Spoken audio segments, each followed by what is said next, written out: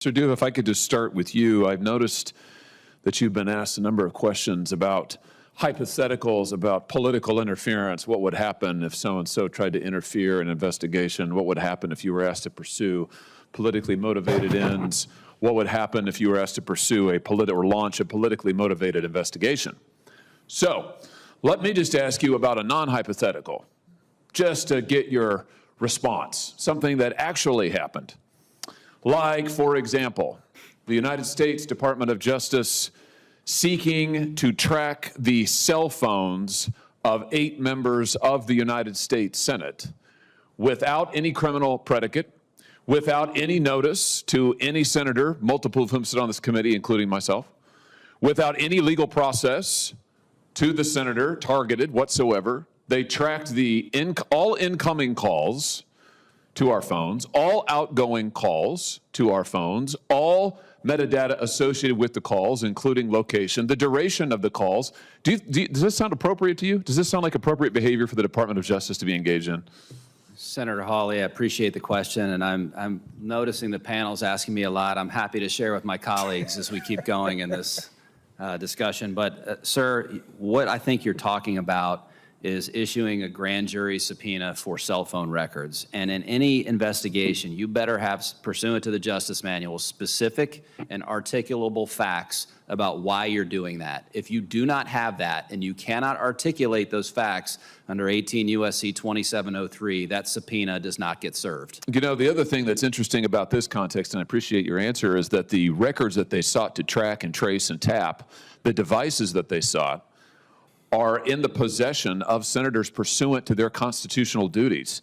2 U.S.C. Section 6628A specifically says that those records do not become the possession of cell phone companies. They don't become the possession of Verizon or AT&T or whomever. They are retained by the senator's office. Why?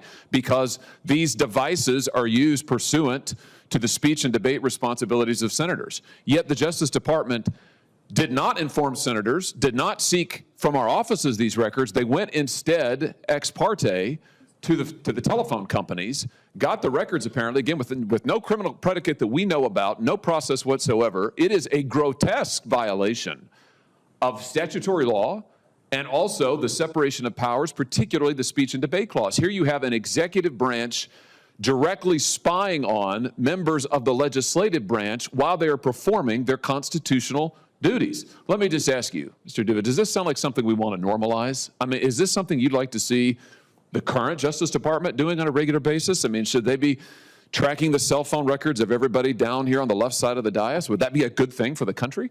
Clearly no, Senator. Clearly no. Clearly no. I can't tell you what an outrage I think this is, and so it's just a little bit hard for me to stomach sitting here and listening to be asked about all of these various hypotheticals. This isn't a hypothetical. This happened.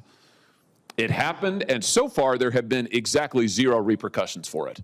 And I just want to say that if my colleagues are serious about stopping political weaponization of the Justice Department, why don't we start with this right here? Why don't we find out who authorized this? Why don't we find out what laws, if any, were broken? Why don't we appoint a special prosecutor to go after this and get to the bottom of it? And I will just reiterate my calls for this committee to do full oversight hearings on exactly what happened as part of this weaponization, as part of this, I think, both illegal and unconstitutional targeting of United States senators in their constitutional responsibilities. At the same time, the same Justice Department was also targeting, we now know, thanks to whistleblowers, 92 separate conservative organizations, including Charlie Kirk's Turning Point USA, a campus organization.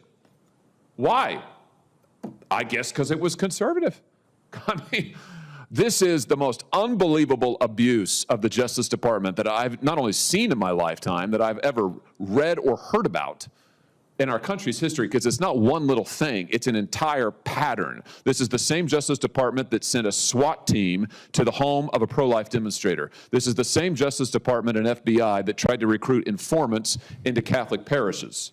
This is the same Justice Department that targeted the chief political opponent of the then sitting president for prosecution to try to keep him off of a ballot. I mean, it is unbelievable. And I hope that my colleagues agree. I hope we can all agree we cannot allow this to become the norm. And I hope, Mr. Duva, if you are confirmed, you will do your part in the criminal division to make sure that the resources of this powerful, powerful agency are used for good, to protect the American people, protect the rule of law, to put violent criminals away, not to prosecute the political agendas of some politician somewhere. Thanks for being I will, here. Senator. Thank you. Senator Welch. Thank you very much, Mr. Chairman. Could you say that again, Mr. Chairman? You know, I like that. I'm amazed at how quickly it went to your head. You shouldn't be. You know me well. Well, that's true, but I wanted to keep it on the down low so you could at least maintain the appearance of a reasonable person. But it's good to have you, Mr. Chairman. Judge Crane, in Louisiana, the state of Louisiana judges have to run for election, which I think has some unfortunate consequences. That obviously is not your creation. If you want to be a judge, you got to run. But it meant you had to do what we have to do. You had, I guess, in one of your campaigns, $1.2 million.